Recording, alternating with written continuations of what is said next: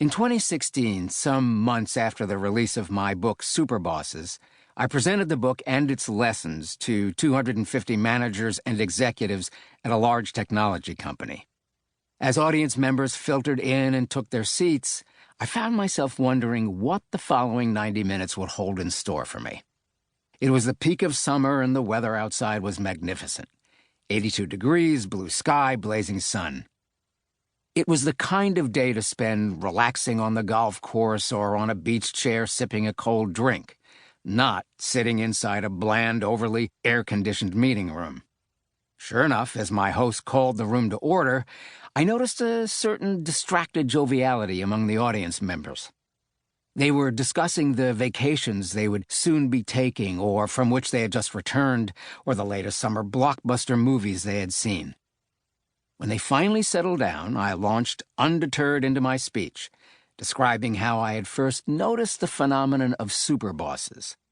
I explained the basics of what a superboss is, a leader with the extraordinary ability to make a mark on his or her industry or profession, not just by building an immensely successful, highly innovative business, but by spawning a significant amount of the industry's top talent.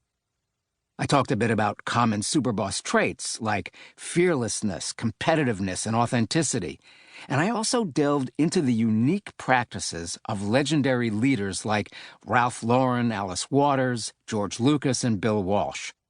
Their personal and unconventional attention to talent recruitment, for instance, their openness to virtually all innovation, so long as it supports their underlying vision, and their tendency to sustain a close, personal, master-apprentice relationship with their protégés. 15 minutes into my presentation, I noticed something. These managers and executives weren't simply listening. They were deeply engrossed. They were taking copious notes. They were ignoring their smartphones. They were nodding as I presented key pieces of superboss wisdom. They were even laughing at my jokes. I paused for a moment to ask if there were any questions about or reactions to the specific superboss practice I had just introduced. A couple of dozen hands shot up. "I've been managing teams of people for 14 years," one man in his mid-40s said, "and I've been looking for a way to up my game. What I like about this is that it's very specific, it's easy to understand, and it's road-tested." Another audience member, a woman in her 30s, noted that she was a software engineer by trade and had just become a manager a couple of months earlier, overseeing a team of 8 engineers.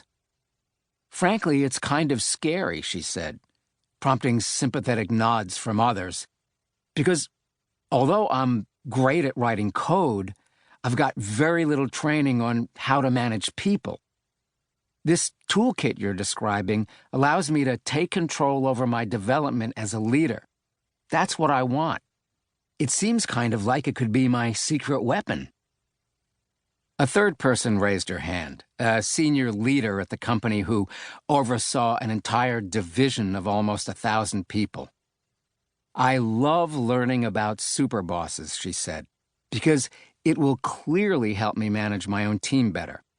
But here's what I'm struggling with. How can we scale it at our organization beyond a single manager to change the entire culture? We have 130 managers in my division. How can we help all of them become more like superbosses?" That prompted a great number of nods and supportive comments from many others in the room, senior executives and mid-level managers alike. As they told me, they didn't merely want their own team to perform better. They wanted organizational change. To keep listening to this audiobook, I've left you a link in the description so you can do it, at no cost thanks to Audible's 30-day free trial.